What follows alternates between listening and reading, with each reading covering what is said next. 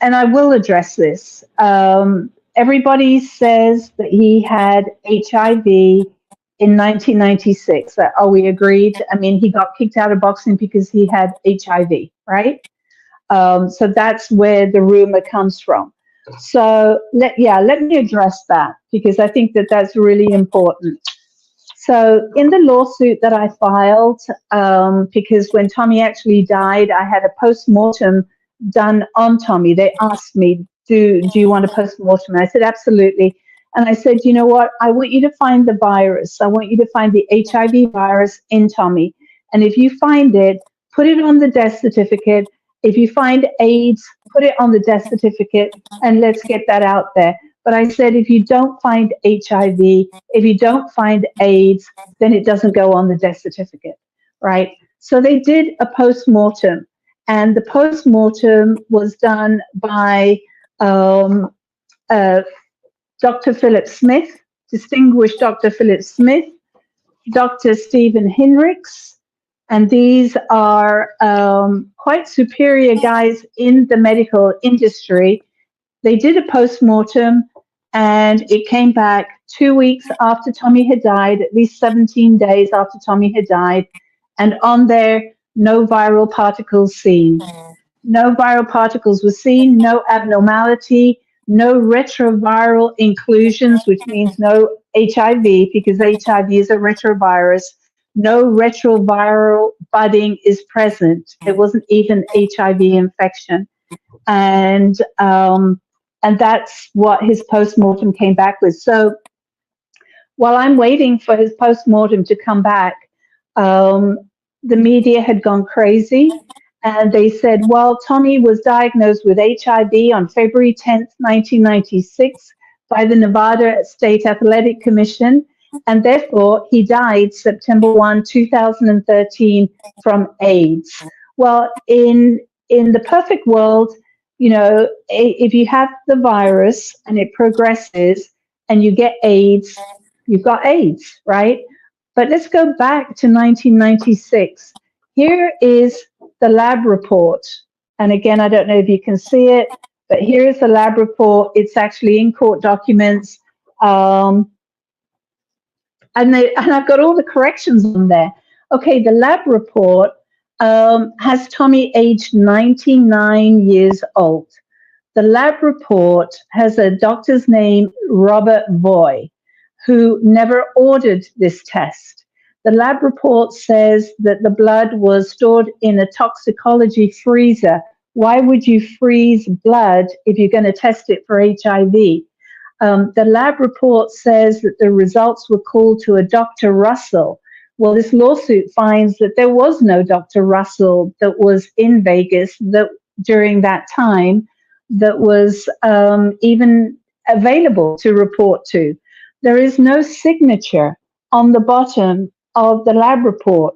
And by the Code of Federal Regulations, 21, Part 11, 21, Part 211, you have to sign off on this to verify the results. It was also a $23 test, right? So you're telling me that Tommy Morrison had HIV, right? Well, let's go to the doctor. His name is Dr. Robert Voy, okay? That was the physician that was licensed by the Nevada State Athletic Commission. Let's go to Dr. Voy's attorney, and that's Counsel Mortensen. And let's see what they file. The Las Vegas Council files in court records for Dr. Robert Voy. It is important for you to understand that Dr. Voy did not diagnose and never has diagnosed Mr. Morrison as HIV positive. That comes from the attorney, right? Okay, comes from the attorney 20 years later. Then the CEO of the lab where the test was run, that $23 test, in his court documents, his name is Dr. Henry Soloway. He says, I conclude that Mr. Morrison was never infected with HIV virus. That is from the CEO of the lab. And here, Hannibal, is his affidavit. stating just that, right? And then we have another court document that says, that states from Quest Labs, that's the laboratory, is that Quest Diagnostics has never contended that its laboratory test reports are confirmation of a definitive diagnosis of the presence of HIV, nor has Quest Diagnostics ever contended that the Nevada State Athletic Commission should accept a laboratory test result as a confirmation of a definitive diagnosis of any disease or condition. So even that lab report is not a definite condition. Another document in court records, state defendants, and that would be the commission, that would be Mark Ratner, that would be Dr. Margaret Goodman. And they state, neither the state defendants nor the Quest Diagnostics ever diagnosed Mr. Morrison as carrying the HIV virus. And then they say again, and this is the Attorney General in Vegas, as stated numerous times, no diagnosis of HIV was made on February 10, 1996, or at any other time by any state defendants. Another court document. So I'm bringing this up because this is what we were told, is that, and this is what Tommy was told, is that he was diagnosed with HIV in 1996. And so another document, docket 174, and this can all be pulled up. It says plaintiff, and that would be me, I'm the one that filed the case. Plaintiff now recognizes that neither the state defendants nor the Quest Diagnostics ever diagnosed Mr. Morrison as carrying the HIV virus. Plaintiff additionally agrees with the defendants that Mr. Morrison was never diagnosed with the human immune deficiency virus in Las Vegas in February 1996 by any defendants.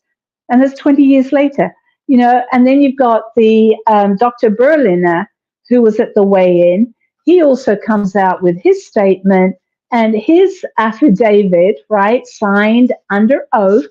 And he goes, I have this day examined the above named person and find them in physical condition to engage in boxing contest or wrestling exhibition for the above date. And that's signed by the physician. Then the judge himself in Vegas says, we wouldn't even be having this discussion if the test was specific for the existence of the virus or not. That's obviously why there's even the possibility of a claim. The test didn't test for the virus, and that's the judge, and he's a federal judge. This was at federal court. And then you've got Bob Bennett, who used to be the executive director of the Nevada State Athletic Commission. His documentation, signed under oath, says Morrison was not indefinitely suspended on February 10, 1996. What? You know, the whole world knows that he got kicked out, he got suspended. And then what comes out, Hannibal, and anybody that's still listening to me, right, is Exhibit TM0015 that's produced by the defendants that actually lifts the suspension that Tommy was placed on July 11th, 2006. And they lift the suspension, okay? And then another one here, it says, this is docket 217 in federal court, this honorable court should not lose sight of the fact that no one diagnosed Mr. Morrison with HIV on February 10, 1996. And that's coming from the Nevada State Athletic Commission. That's not coming from me. I'm just a messenger of all that, right? So was he diagnosed? Did he have HIV in Vegas? No, he did not.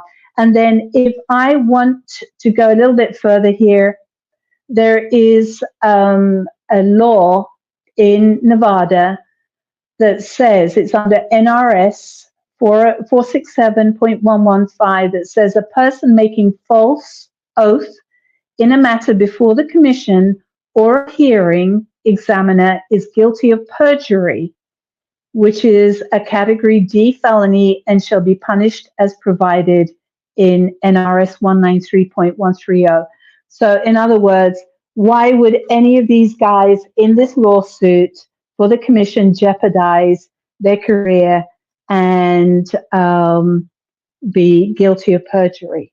So no, he did not have HIV. And that's as per the commission in Vegas. That's also as per the scientists that did his postmortem and the scientists that did his postmortem and antemortem.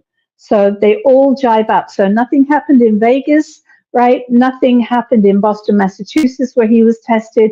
Nothing happened in Omaha, Nebraska. Nobody has provided any proof of the virus itself.